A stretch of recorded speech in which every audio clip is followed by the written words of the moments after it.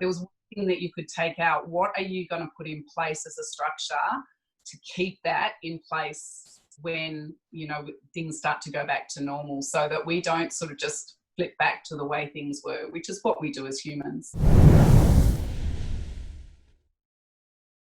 So joining me on the call today, I've got Kirrily Graham. Kirrily has a company called Dovetail Social Enterprises, and rather than trying to explain what she does, I'm going to let her explain. So over to you. Welcome, Kirrily. Thank you very much, David. It's really great to be here. And yeah, it's probably something that needs to be explained a little, because it's quite a unique service that I have. And I started it last year as a social enterprise after, you know, working in a smaller grassroots charity for nearly 20 years. And I've also had my own business as well. And there were a lot of challenges that I faced in operating a small charity that I realised, you know, that I couldn't really bring a lot of my business experience into it, because there's a culture and a lot of restrictions and things like that that really inhibit, you know, growing an organisation that's small. And, you know, I developed a program whilst I was in that charity, which was how to really connect with small to medium-sized businesses in a really nice, structured way that was very transparent, very clear, and very productive, to help those businesses support our charity to grow, and to be able to do more of the work that we did, as well as sort of do the fundraising side and just have real transparency and communication and feedback about that. And so now I'm taking that particular program out to market.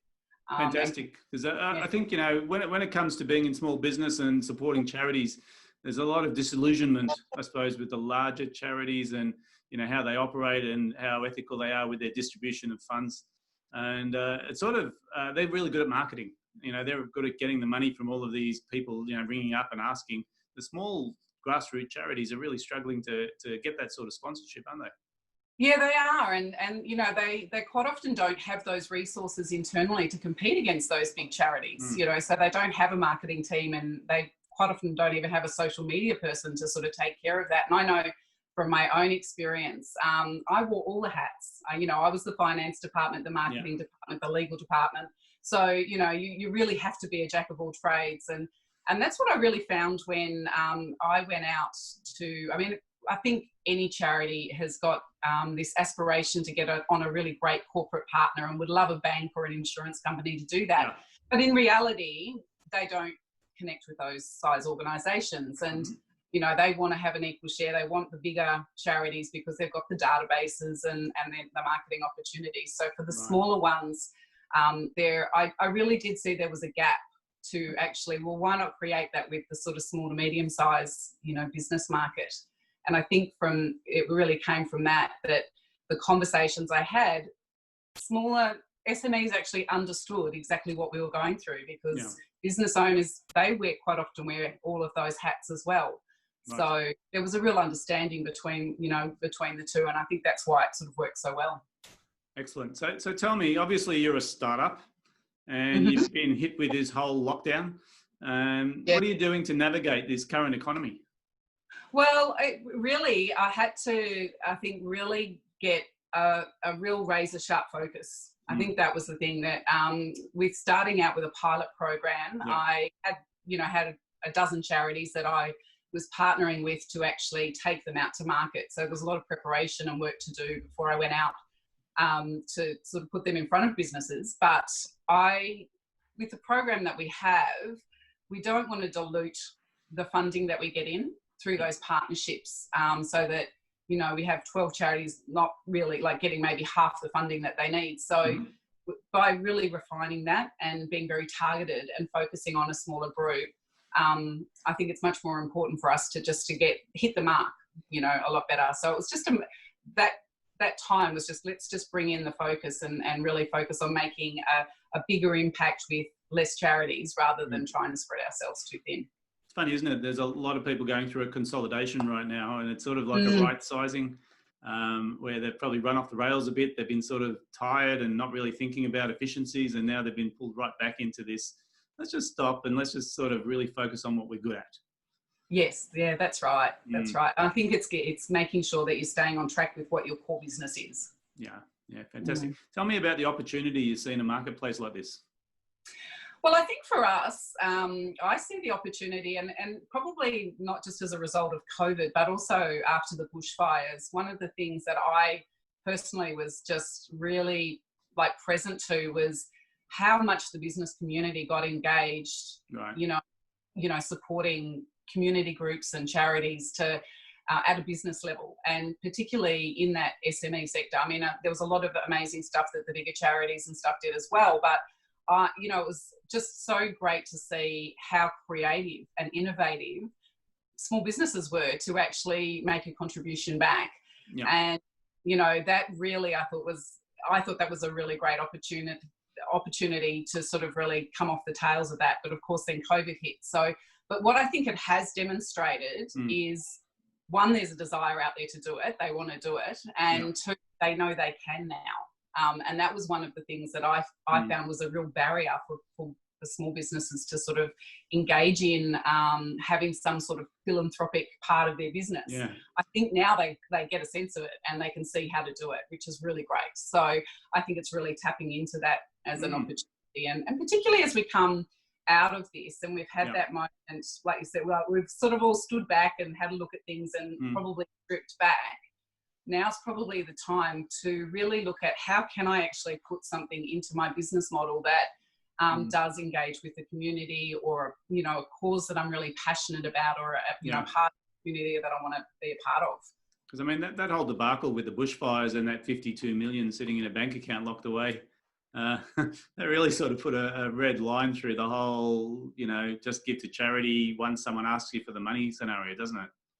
Well, yeah, I think that what it did, I know there was a lot of stuff going around the media around that, and it was probably for the first time I actually got on my soapbox about it in social media myself. I tend to stand back a bit on those, but I think what it did was it really highlighted a lot of the challenges that charities actually have. There are a lot of regulations and governance that really restrict, and I think that people have a lot of opinions about that, but they don't actually realise just how restrictive it is for the charity space to work in that.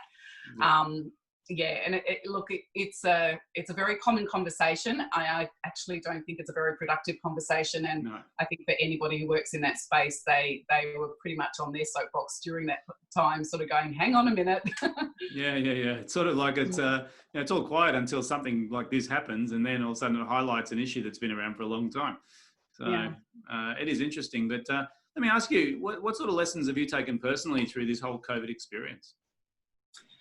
I think really the main one has one is certainly about how you actually focus on your core business and how you can adapt in that time.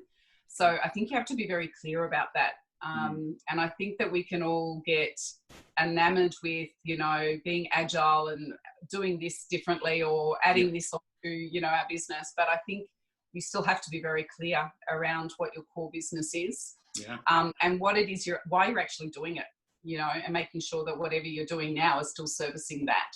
And I think that the other thing that has really come up for me has been really, how do you actually manage your cash flow? Like this, just I think for everybody is just obviously something that's really highlighted now, and it's something that you've got to really have as a buffer. And again, for those that are in the charity space, they don't actually have that available because of the way that their financial modelling actually works and the restrictions they have around that. So I think that really does, I think that that's definitely an opportunity to sort of look at how we can support charities in doing that as well. Yeah, absolutely. Absolutely. Let me ask you, the best piece of business advice you've ever received? Not just during COVID, but overall. Overall. Look, I think that I would probably go back to that, just the financial modelling that you have in your business to actually have that buffer. One of the things that was only over Christmas that I read this book called Profit First. Yep. And it completely shifted how I run my business now. Yeah. And like, it's, I think, even more critical running as a social enterprise, because we do operate within a model where there's probably a lot more transparency about our profitability. But that, I think, was just a game changer for me. And so I think that ultimately will be the best advice I've ever got, because that's going to have me produce the sort of impact that I want through the social enterprise. So yeah, that would definitely. Just for the sake of those people who haven't read the book, Profit First really just repeats the philosophy of wealth creation, which is, if you're in business, pay yourself first. Yes. And I think most business owners pay themselves last. That's right. The problem is, when they do that, there generally is no money left in the tank. So you're working for free. It's not sustainable. Yeah, I describe it as the barefoot investor for business. And I think a lot of people are familiar with that. And I only just cleaned it down, but the whiteboard behind me, I was actually running it through it with some business colleagues the other day about that model, because I just think it really can create something. It's a very clear and easy structure to sort of create a sustainable business model for yourself. Yeah, it's just really about the discipline of making sure that money's allocated the right way and not using the bank account as your measurement of success. Yes, yeah. That's interesting. So I'm assuming that's probably your favourite business book right now as well? Yes, it's definitely probably the hottest topic one, yes, at the moment. I'm still kind of reflecting back, lots of notes and stuff in it, as well as you know, the business changes, it changes as well. So you've got to go back. Yeah, so definitely my top one at the moment. Fantastic. So let me ask you one last question. The number one piece of advice you'd offer to a business owner right now? I would say that, you know, because we've had this past couple of months where we have stood back, we have really, I think a lot of people have really evaluated, stripped back the excess, and I think we've also got a much greater appreciation of the more simple things, both at a personal level as well as a professional level. The one thing I would really love to see is that if there was one thing that you could take away from COVID and the whole experience that we've been through over the past couple of months, whether it's about your health and fitness, whether it's about the quality time you spend with your family, being connected to your neighbours, maybe it is about, you know, how you've contributed to a charity or a cause. There was one thing that you could take out. What are you going to put in place as a structure to keep that in place when, you know, things start to go back to normal, so that we don't sort of just flip back to the way things were, which is what we do as humans. Yeah, it's interesting you say that, because often when we run events, I mean, one of my big things is, don't come to an event and walk away saying that was a great event. Come to an event, write a list of action items that you're going to do as a result. Yes. And I think the same thing applies is, you know, we go through this introspection during lockdown and we sit there going, oh, you know, I should do this, I shouldn't do that. But unless it actually turns into an action plan, it's just a good idea. That's right. You've got to have some sort of structure about it. So, and in place for yourself. Yeah. Awesome. So just make sure the rubber band doesn't shrink back to its original size. And any of the smart innovations, like for us, it's been using live streaming video. We've sort of been using it for years, right? But we've now actually integrated it into how we do everything. And just the amount of spread that it allows us to do in our marketing, the convenience in terms of travel time and logistics. I think most people will go back to face-to-face, but they're going to now integrate using Zoom as part of their day-to-day operations as well. Yeah, that's right. I think it's that it'll be a hybrid kind of model. Yeah, fantastic. Kirrily, look, thanks very much for your time and your input. It's been great chatting with you, so I really appreciate it. Thanks so much, David. It's been great to be with you. Cheers.